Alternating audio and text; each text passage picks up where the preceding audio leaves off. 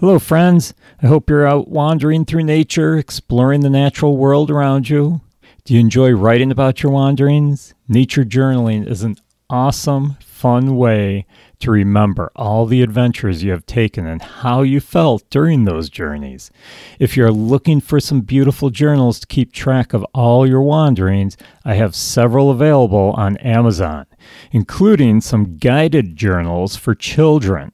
Start your journey in journaling by clicking on the link in the show notes. Keep exploring the nature around you and keep journaling all your wanderings.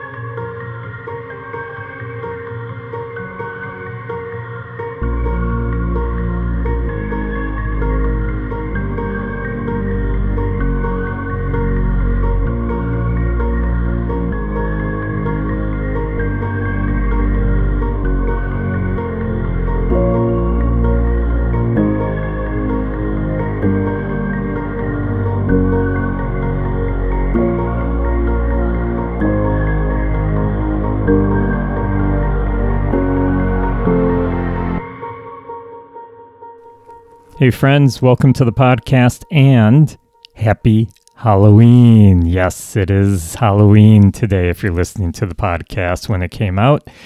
It actually came out on Halloween, and so I thought I would do something a little special for you.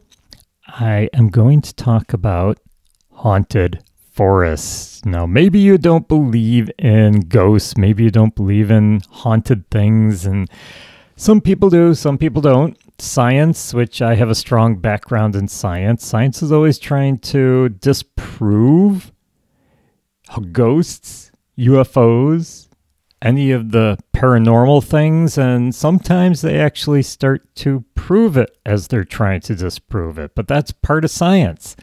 I know I am kind of on the line with it. I think it's kind of a cool concept. Ghost spirits, the energy staying after a person dies. And UFOs, I'm not sure about. That's kind of a little bizarre for me, but a lot of people, they say they have proof. Other people say they don't. So it's like, it's kind of fun though. I know just this past summer, my wife and I moved into a new house, and as we were moving in, we were unpacking, we were putting things where they belong, and I was actually just outside on our back porch, and I was setting up the table and our lawn furniture out on the back porch, and all of a sudden I just caught this object moving out of the corner of my eyes. It was like a black shadow, and when I looked over there was nothing there. No shadow, nothing. And I thought, okay, it's just the light. It's a new house. I'm not familiar with the lighting here. And something must have reflected, or I don't know what it was. And I just kind of brushed it off. But later, also in the house, a couple days later, another shadow. And I'm like, okay, this is getting weird now. And of course, you don't want to say this to, I didn't want to say it to my wife because I don't want to freak her out. She wouldn't think I was crazy. She just would get freaked out. But a lot of people don't talk about paranormal stuff because they feel that other people are going to think, oh, this person's out of their mind. But anyhow, I told her about it, and she says, oh my God, I saw a shadow too. And the very next day, we saged the house, and we haven't seen anything since. So yeah, we got out our sage, and we saged it, got rid of all the bad spirits. Of course, I don't know if it was a bad spirit or good spirit. I don't even know if it was a spirit. It may have just been the lighting. But we haven't seen anything since, so kind of makes you wonder, are ghosts real? I don't know. I mean, as far as I know, no one died in this house, but I don't know the history of the house. Anyhow, I'd like to talk about the haunted forests throughout the world. Yeah, there's a lot of them throughout the world. Some good stories out there. And the first one I wanted to start out with is a place that I wanted to go visit, but we just ran out of time. I just came back from London about a month and a half ago, and England is a fascinating place, London. Lots of different places in England with haunted forests, haunted cemeteries, haunted houses, haunted places. I mean, there's castles all over, and when you have castles, you usually get hauntings. But anyhow, just outside of the city of London, the epicenter of London, there is a cemetery called Highgate Cemetery. Now, Highgate Cemetery is known for some of its more famous residents. Yeah, the people who are buried there, for instance, Karl Marx is buried there, but there's other famous people as well. And it was founded, the cemetery was founded in 1800s, mid-1800s. But it was kind of for everybody. I mean, you have people dying in London. It's a big city. Where are you going to bury these people? So they created Highgate Cemetery. And Highgate Cemetery started to be open to just about everybody. Didn't matter if you're rich, poor, any walk of life, but it seemed to be mostly the more wealthy people were buried there. And after World War II, the cemetery, which was, had a lot of residents at that point, started to become neglected. No one was actually caring for the cemetery, and it started to become overgrown. And it started to turn into basically a forest, which a lot of cemeteries are forests. They're considered forests because they do have a lot of trees in them. So anyhow, it started to become overgrown. The grave markers were starting to heave from the frost. They were starting to break. They're starting to basically be buried under all the vegetation. So if you look up Highgate Cemetery on the internet and you look at pictures, you're going to see a lot of basically neglect. So the cemetery became in disrepair and overgrown. Now, because of that, it started to get a reputation for being a very eerie, scary place. And in the 1970s, a lot of horror movies were actually filmed in Highgate Cemetery. Movies like Fantastic Beasts, The Crimes of Grindelwald, and Dorian Gray, The Abominable Dr. Phibbs, Tales from the Crypt, Taste the Blood of Dracula. How about From Beyond the Grave? Or Cambridge Spies? And, of course, Frankenstein. Yeah, Frankenstein and the Monster from Hell. So these were just a handful of the movies that were actually filmed because of the reputation that the cemetery started to get, because it looked like a haunted place. Now, people started to talk about what they were seeing in here. Yeah, when people were going for walks through the cemetery, they claimed that there were vampires in there. They also saw headless bodies floating through the cemetery. They saw a lot of ghosts, and a lot of sightings of these different apparitions started to appear in the cemetery. At least that's what the story said, that these ghosts were wandering throughout the cemetery. I mean, you have a lot of dead people all in one place. Some of them may have died from strange circumstances. Their energy, their spirit, their soul, however you want to put it, did not leave because they had unfinished business, supposedly. And so they got stuck here on Earth, and they're all in the same area in the cemetery. So that's why you get these hauntings in cemeteries. And Highgate Cemetery is well known for the hauntings. It's also a pretty cool place to see the gravestones. Yeah, there's this row of crypts that looks really cool. Look up pictures, really, on the internet. I can't describe everything. Some of the more famous markers in there, there's a marker with a dog on the front of it. Of course, there's statues of maidens in there.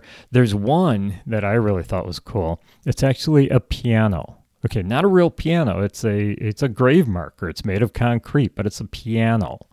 So a lot of interesting gravestones in there. But if you do go in there, watch out for the ghosts and the vampires. Now we're going to move on to another country. We're going to go to Romania. Now in Romania, if you look up a picture of and I don't know if I'm pronouncing this right, but Hoia Baciu forest. The Hoia Baciu forest in Romania. The trees are like curved. They're almost like they're waving through the woods. And it's not that they have been purposely grown that way. They just have grown that way. It's really weird. First time I saw it, I thought, oh, someone photoshopped this. But no, that's the way the trees are growing. So it's pretty interesting. One of the more famous stories of this forest in Romania is the missing shepherd. Yeah, there was a shepherd many years ago who took his flock of sheep into the forest. Now, we're talking a rather large flock of 200 sheep. So the shepherd wandered into the forest with these sheep and disappeared. No one ever saw the shepherd again, nor the sheep. 200 sheep and their shepherd just totally disappeared off the face of the earth. No sign of them. They never came out of the forest again. And it's not a huge forest. I mean, obviously the villagers at the time came and they scoured the forest looking to see if they could find this shepherd. And of course, the 200 sheep, that just blows me away. 200 sheep just disappeared. Now, another very famous story from the forest, and you can believe these stories, you don't have to. I mean, I'm just telling you the stories that I have read about these places. The story of the missing girl. Yeah, apparently this 5-year-old girl wandered into the forest with her family. Now, I don't know when this happened. I've tried to find sources that say whether this was recent or a long time ago, and no one really says. But this 5-year-old girl went into the forest on a hike with her family, and all of a sudden she became separated from her family, and she went missing. Now, the family was looking, calling for her, and she never answered. They never found her. They went back to the village, and they got the villagers to join them. They told everyone what happened, and everyone went out and they scoured the forest, just like they did with the shepherd. They looked for this girl and looked and looked and looked. Nowhere to be seen. She totally disappeared. Now, they just, after a while, called off the searches. They figured that they're never going to find her again. They figured that maybe an animal got her, killed her, and carried her off. There are bears in this forest. Carried her off, and the animals ate the body. You know, they just kind of brushed it off as she's gone. I'm sure they even had a funeral for her. Now, the strange thing about this, I mean, as if this isn't strange enough that a girl just totally disappears. 5-year-old girl totally disappears. About 5 years later, she walked back out of the woods. This 5-year-old girl walked out of the woods 5 years later. Now, the weird thing is, according to the stories, she didn't age. She was still 5 years old. And when they asked her, "Where have you been? What happened? How'd you get lost?" She had no answer for them. Yeah, she had no answer at all for them. She didn't know. She's like, "How come all you have aged? I haven't." You know, she just didn't remember anything about her disappearance. Now, there are a lot of other stories that came out of the Hoia Baciu forest. Some people actually call it the Devil's Forest. Yeah, and they call it that because they say that the devil is living in this forest. He comes to the forest and he steals people. There have been a lot of reports of missing people in the forest. People who go into the forest and they never come out. Now, if you look at Romanian newspapers from the area, there aren't any stories in the newspaper, but we don't know if they just were missed or if the stories were never reported, but yeah, they do say a lot of people disappear in the forest, and they say it's the devil's work that is causing this. Now, another interesting thing about the Ohayabaku forest is if you look at an overhead picture of the forest, there's a section of the forest that is bare of trees, and it's in a perfect circle. Now, this large circle, and it is a rather large circle. If you look up the pictures online, it's a rather large circle, and trees just don't grow in this circle. They don't mow it. It's just the vegetation doesn't grow there. Now, of course, science, trying to disprove all the myths, trying to make some sense out of things, they actually went in and they studied the soil. They took soil samples in all different areas of this open, unvegetated circle, and they found that there's nothing in the soil that would prevent anything from growing. So they just don't understand why nothing grows in that circle. They've even looked at radiation levels. They've looked at energy levels. They've looked at all sorts of things, and nothing makes sense as to why there's nothing growing there. So another one of the mysteries. Or is it a mystery? Most people believe the circle is made by aliens. Yeah, spaceship coming down. And maybe that's why the people are disappearing. This is a great place for them to gather their subjects to study. I know, I've been watching too many UFO movies, but this is what they believe. This is the stories behind it. Now we're going to head to another country now. Okay, let's head on, as if the Baiku forest in Romania wasn't scary enough. We're going to go to another country, another forest, and this one is in Germany. Yeah, this is the Black Forest.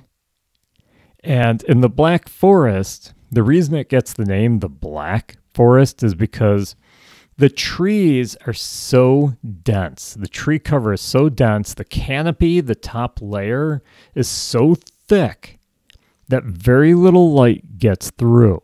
So as you can guess, the understory, not much to it. Yeah, not much vegetation grows in the lower levels of the Black Forest.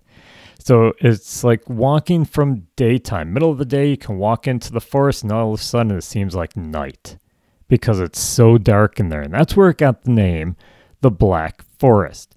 Now, the Black Forest is a rather large forest. It covers a really great big area. And because of that, there are some villages in there.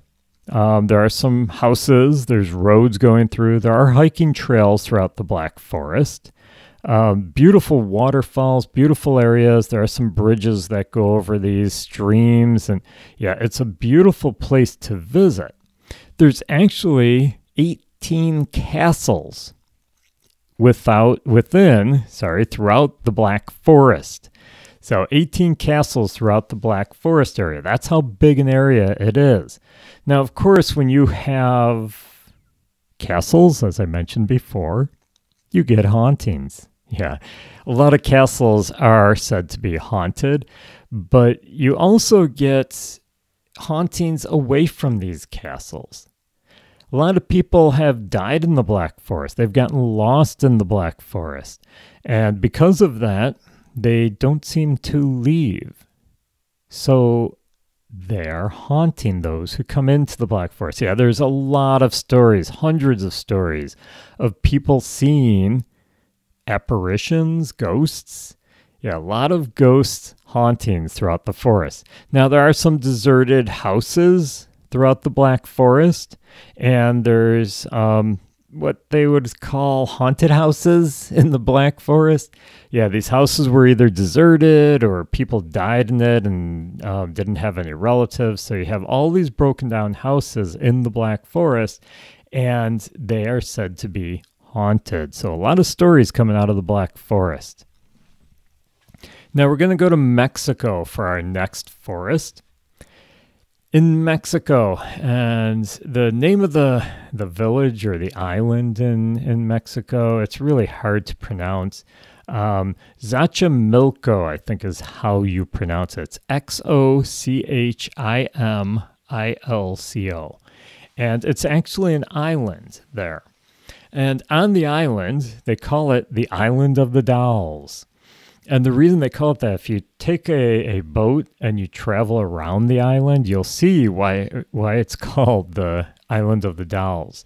There's actually a sign hanging from one of the trees, Contenido Maldito. And if you're not familiar with Spanish, the translation is cursed content.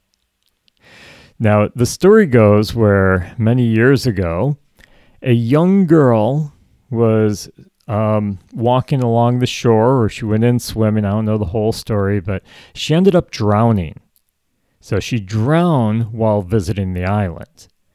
And her soul supposedly still haunts the island, still stays there, has not left the island. Now, people put these dolls, hang them in the trees, they tack them to the trees, and all these dolls that they put in the trees are memorial to this young girl. And they also will bring dolls to memorialize other young children who have died. So if you go around this island, there are hundreds, thousands of these dolls tacked up in the trees all around the island. Now, some of them are newer, some are older and scary. Old dolls scare me, I know. I don't know about you, but they really scare me. And they say that if you go there, and it doesn't matter day or night, mostly it happens at night, that's when a lot of hauntings are, supposedly. But if you go there and you walk around the island, sometimes you'll notice that the dolls are watching you. Yeah, their eyes are actually following you. Sometimes they move their heads to follow you. This is how the story goes. And sometimes if you listen closely, you will hear the dolls talking to each other up in the trees. Yeah, you'll hear them talking. I don't know how true this is. I haven't been there and I don't plan on going there because, like I said, dolls freak me out. You know, especially old ones. And if you had an island full of dolls hanging off the trees, yeah, you've lost me. But yeah, these are the stories that come out of the Island of the Dolls. How the dolls actually are still communicating with each other. They talk to each other. And it's all started because of this young girl who had drowned. So if you're ever in Mexico, go visit the Island of the Dolls. Another one, and this one's back in the U.S. Oh, actually, this is the first one from the U.S. In New Jersey. If anyone lives in New Jersey or you've visited New Jersey, there's an area that they call the Pine Barrens. Now, supposedly, the Pine Barrens was an area many years ago that was a place where they sent unwanted people. So maybe someone had a birth defect, maybe mental problems, or maybe they just were really poor and no one wanted them in their community. They would basically be banished to the Pine Barrens. And barren, okay, the name barren, the word barren is in there, in the name. Yeah, it's not a nice place to live. There isn't much there. And so all these people started to move there, be forced to move there, and they had to live off the land. Basically, they were hillbillies, and they started to resent the people who sent them there, and they didn't want them coming there. So they discouraged them from coming into the Pine Barrens by making up stories. Stories about, well, the most famous one is about the Jersey Devil. Yeah, and actually on the state forest sign, it says, welcome to the Pine Barrens, and on the bottom it says, home of the Jersey Devil. Now, supposedly this creature looks like a large bear, but he has horns, like ram's horns, and bat wings, large bat wings. So scary looking thing. Look up on the internet, the Jersey Devil, and you'll see some pretty weird pictures of this strange animal. And supposedly this animal would wander through the forest, it would take unwanted people, and it would kill them and eat them, and yeah, so not a good place to go, the Pine Barrens. Now, there are a lot of old villages and towns. Once again, it's not a great place for making a living civilization. So a lot of these villages that were built there, they ended up becoming ghost towns. Yeah, they basically fell apart. There wasn't any income there. People started leaving, and so they became ghost towns. Now, I'm going to go a little bit further with that and say literally ghost towns. Yeah, because these had a lot of abandoned buildings, sometimes people had died there. There were abandoned cemeteries, and they basically say that there are a lot of hauntings coming out of these ghost towns. So going through the Pine Barrens, you will see ghosts. At least they say you will. Now, we're going to go back to England for the next forest. We're actually going to go to Oxfordshire, England, and the Wychwood Forest. So the Wychwood, I think it is, Wychwood Forest, Wychwood. So Wychwood Forest, not Winchwood, Wychwood Forest in Oxfordshire, England. Now, this forest used to be private. It was owned by the elite of the area.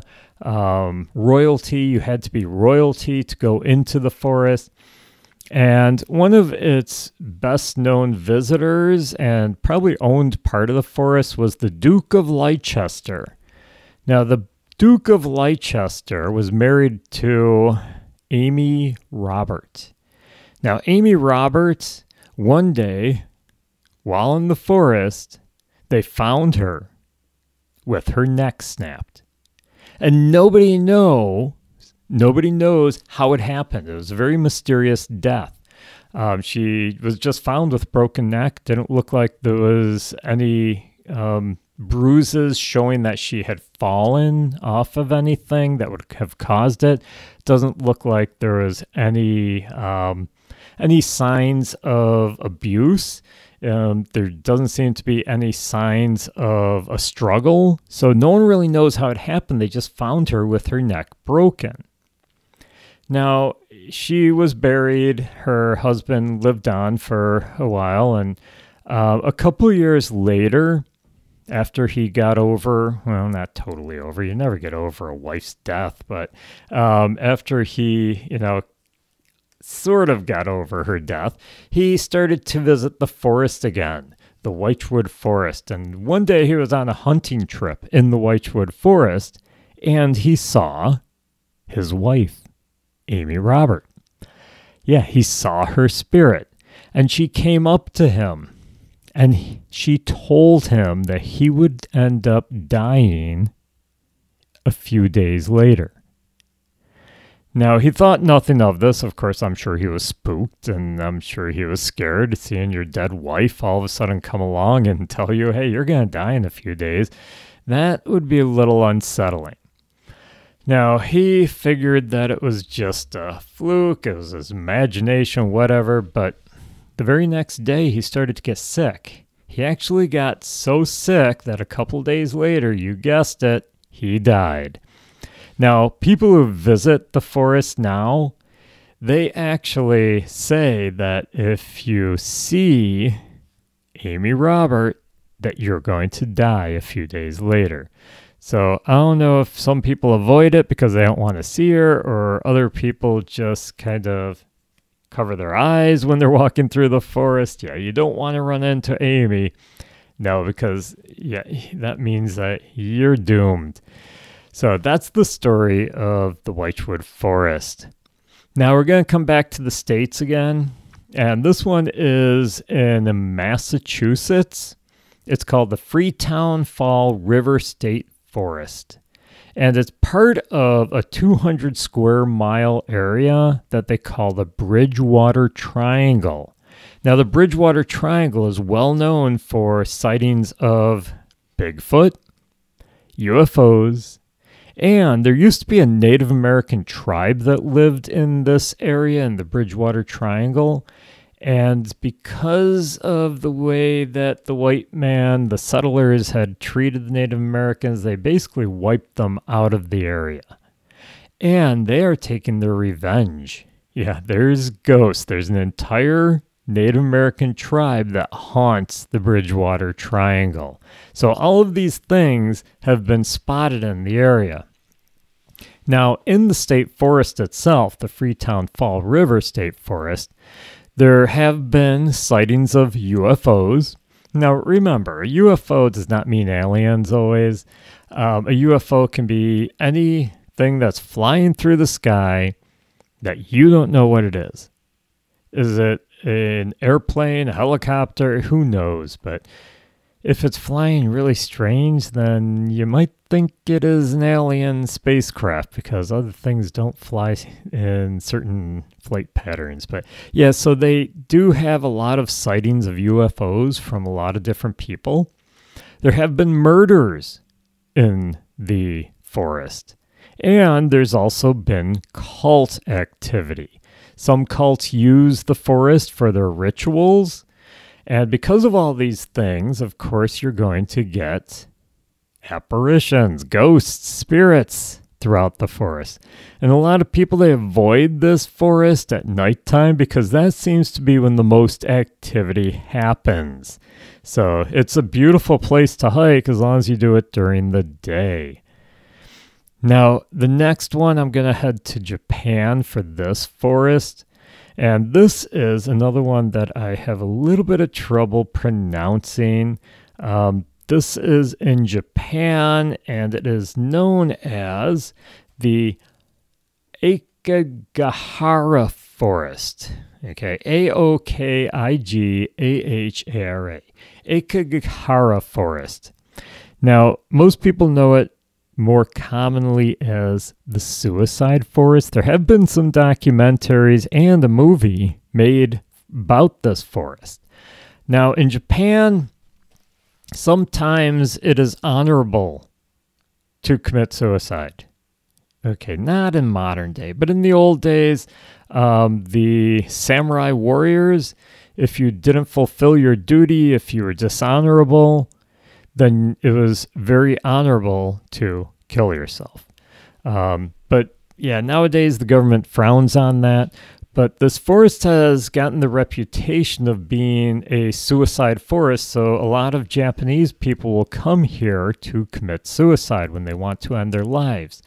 Hard for the people to find the bodies, so it's hard for people to stop you from doing it. That's why they come here. It's not just the Japanese. People from all over the world will come here and commit suicide. Now, this whole thing started many years ago because the Aokigahara Forest actually sits at the base of Mount Fuji, which is a very sacred mountain to the Japanese. Now, because of that, the forest is also a sacred place. And many years ago, monks would actually use the forest as a place to meditate, as a place to worship. And these monks actually did a fasting where they would go into the forest, they would fast for long periods of time, and as they were fasting, they would only, and I hate to call it fasting because it really isn't in my opinion, they would live off of whatever they found in the forest to eat. So they didn't bring their own food in. They didn't go out to McDonald's in the middle of their fast. No, instead they stayed in the forest and they just ate whatever they could find in the forest. That kept them alive. Now, after a certain amount of time, and I've seen varying sources say different amounts of time. Some say it was a 1,000-day fast. I found one website that said 1,000-year fast. It's like, I'm sorry, they're not living 1,000 years. But yeah, I think it was 1,000 days. I've seen 100-day fast. So I've seen a couple of different records, but they would fast for a certain amount of time. After this time, they would actually bury themselves. They would dig a hole, lay down in the hole, and they would pull the dirt over the top of them, basically burying themselves, and they would die in the sacred forest. So they think that this is probably where the whole suicide forest began. If you go to Japan, you will find some of these mummified monks in museums in different parts of Japan. But nowadays, a lot of people go there because they feel that, if it's time for them to die, if they don't want to live anymore, they want to commit suicide, please, if this is you, call a suicide hotline. I mean, your life is worth it. Do not end your life. But people are going here and they're committing suicide. So many people, and like in 2004, they actually found 108 bodies in the forest. Yeah, they do go at least once a year. They will have a lot of people go through the forest searching for bodies so that they can give them a proper burial. The government, because of the reputation, because of so many people are coming here, they have put signs up. They're discouraging people from going in there and committing suicide.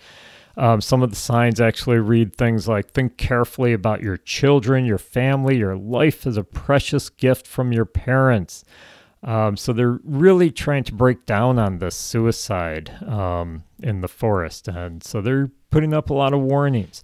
They also warn hikers and other people to stay on the trails, which is always a good thing to do no matter where you're hiking, but especially in the forest. And the reason is because it's a very dense forest. It's easy to get lost in there. So they want you to stay on the trail so that you don't get lost. For all we know, some of the people who supposedly committed suicide just got lost in the forest and couldn't find their way out. But okay, enough of that. Let's move back to England. We only have a few more that I want to talk about. And this is the Deering Woods. Okay, and it's in Smarden, England, the Deering Woods, also known as the Screaming Woods. Yeah, the Screaming Woods. Well, a lot of people have been murdered in the Deering Woods. They have found a lot of murdered people in there, and there's also been some massacres in there. So because of that, when you walk through the woods, they say that you hear all the people who were massacred or murdered screaming throughout the woods. So I don't know if I'd like that. It sounds a little bit scary to me.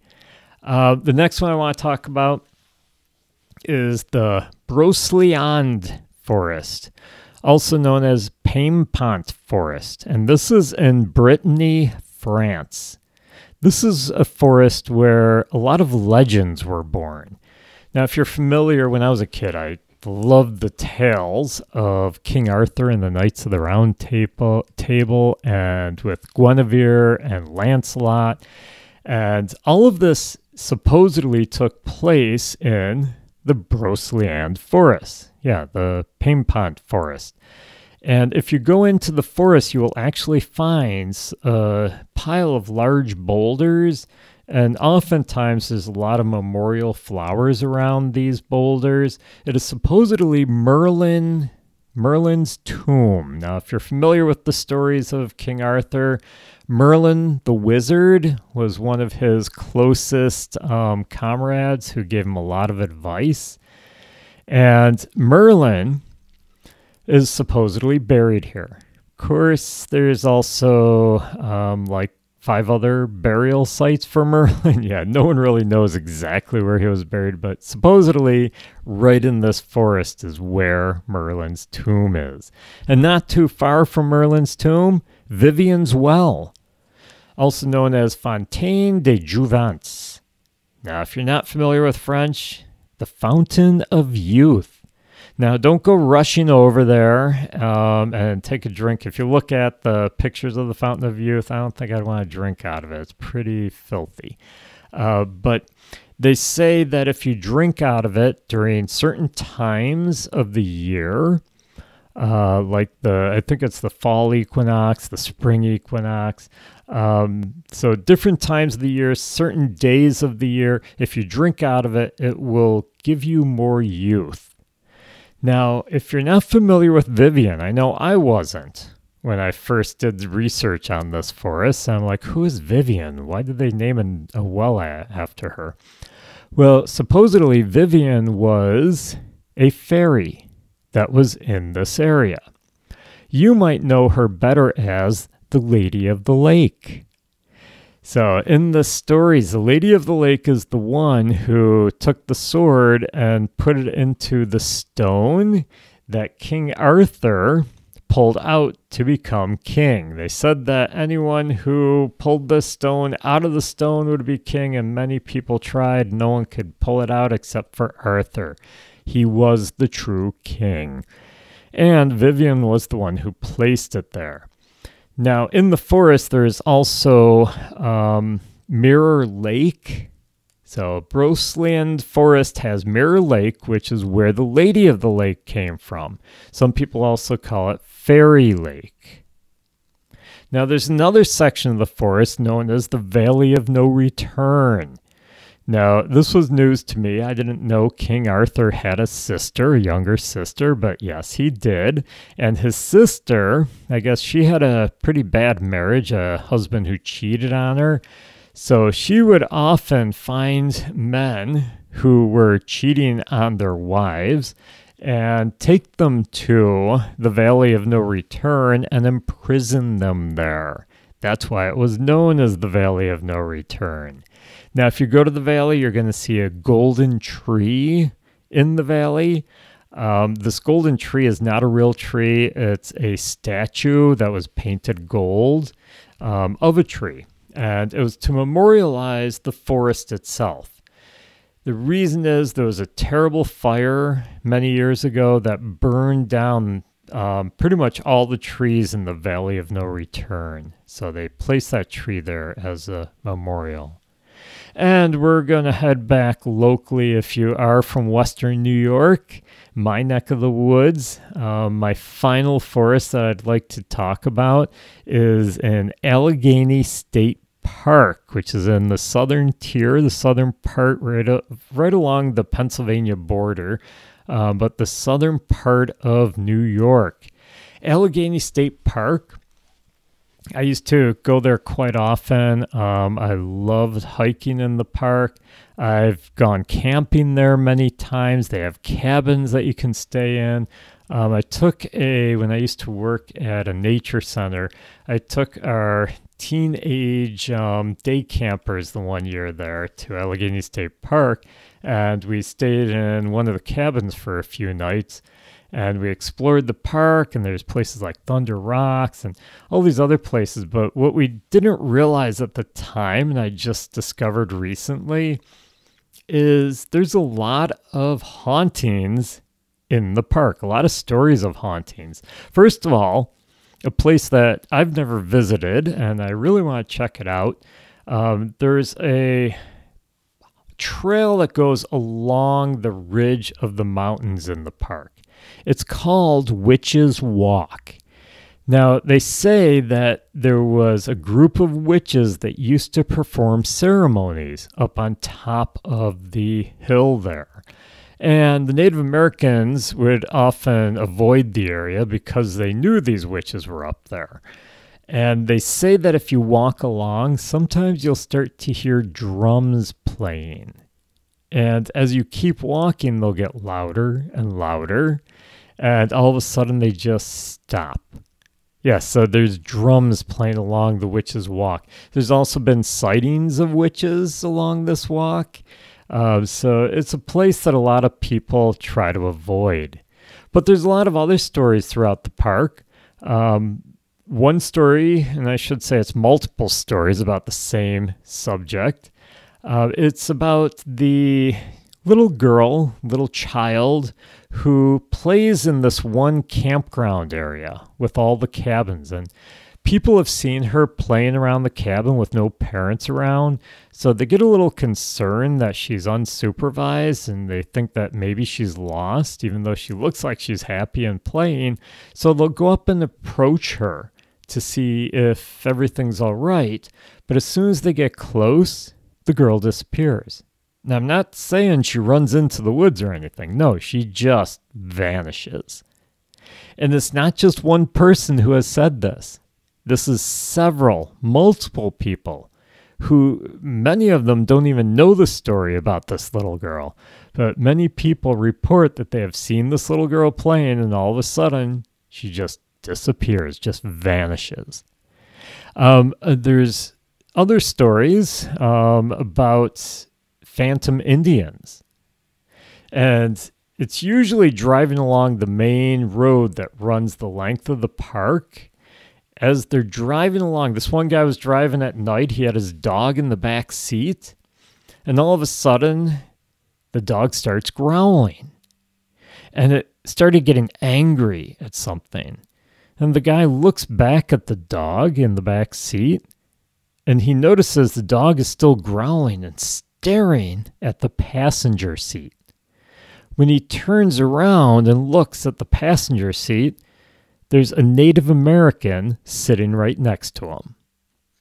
Just staring straight forward, not making any eye contact, not looking over at the guy, and the guy just freaks out. He pulled over, got out of his car, and he looks, and the Native American was gone. So, very strange sighting. Now, it's not the only time that this has happened. It has happened to several people. It's the only time that a dog was involved, but many people have reported driving along and having a Native American passenger in their car all of a sudden, and then they disappear. So there is a phantom Indian along the main road. The sightings usually happen in the evening at nighttime. Now, there's also been sightings of dogs in the park that just suddenly disappear. So pet dogs that don't belong to anyone, and all of a sudden when someone tries to go up and, grab the dog, it just suddenly vanishes, disappears. But the most famous stories in the park, Allegheny State Park, are the man in flannel. Supposedly, people have seen it. It's been many people, several different times, even groups of people who have seen this man in flannel. Sometimes the people are just driving down the road and they see him standing along the edge of the road, and after they pass the guy and they look back, he's gone, just totally disappeared. Did he run into the woods? Well, there's been people who have seen him in the field. Usually it's in the Quaker area. There's Red House area of the park, and then there's the Quaker area. And there's a field right across from the registration booth at Quaker Lake. And they have seen this guy in flannel, this man in flannel, in the field, and when they walk up towards him, he just vanishes, disappears. Now, there was a group of people the one time who they were driving along and they pulled to the side of the road because they saw this guy in flannel kneeling down at the edge of the field watching these kids play baseball. And they thought, well, this seems strange that this guy is just kneeling down watching from a distance as if though he doesn't want to be seen by these baseball players. So they started to approach the guy to see, what was going on. And as they got close, the guy stood up, the guy in flannel, he stood up, looked back at them, and started to run away across the field. And they started chasing after him, and all of a sudden, he just disappeared. And once again, he didn't just run into the woods or anything, he just vanished in thin air. So there's been a lot of sightings of the man in flannel. No one really knows who he is. Some say that there used to be a logging camp, and they think this is a guy who died in a horrific logging accident. Maybe a tree fell on him or something, but yeah, he does not leave the park because he's got unfinished business. He doesn't know he's supposed to leave. So that's the story of the man in flannel. So those are some of the haunted forests throughout the world, even close to home here in the United States. We have a lot of haunted forests, but most of them I seem to find are over in England. So if you ever get to England, be sure to visit some of the haunted forests, but I highly recommend going during the daytime. Yeah. Don't want to be freaked out too much. And I don't want any of you wandering into any of these woods and disappearing. And above all, I don't want you being afraid to go into the woods, but always take a friend with you. Try to go during the day. Practice safe hiking out there. So I hope you enjoyed all these stories about haunted forests. Whether you believe them or not, it's always kind of fun just to listen to them and understand them a little bit, maybe. But I hope you enjoyed the podcast. Have a happy Halloween. I tried to combine those two words. Have a happy Halloween. Get out and enjoy the holiday. And if you want to support the podcast, you can do that by clicking on the link in the show notes. All the information for supporting the podcast are in the show notes. Go to my Ko-Fi page, and you can buy Nature Wanderer merchandise. Makes great Christmas gifts. Yes, Christmas is just around the corner, everybody. So buy some great merchandise for your loved ones. There's some sales going on this month and next month as well, too.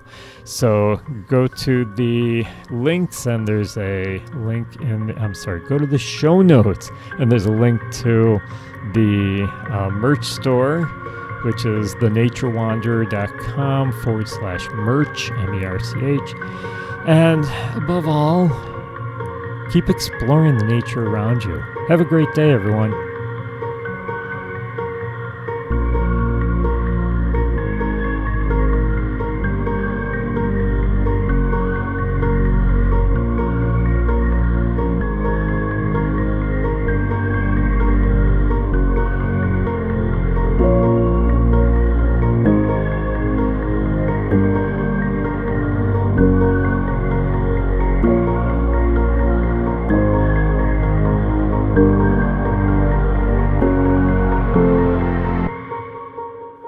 Did you know that plastic is made with oil, a fossil fuel that pollutes the environment?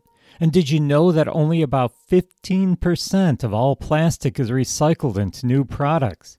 Wouldn't it be awesome if we could live our lives without plastic so that we could stop harming the planet? Well, there's a company that wants to help you do just that. Life Without Plastic sells products that will reduce or eliminate your dependence on plastic. They have a large selection from toothbrushes to food storage containers to drinking straws, all plastic free. And it's reasonably priced. So what are you waiting for? Check out all these great plastic-free products and help save the planet. Just click on the link in the show notes to find out more and to start your journey to being plastic-free.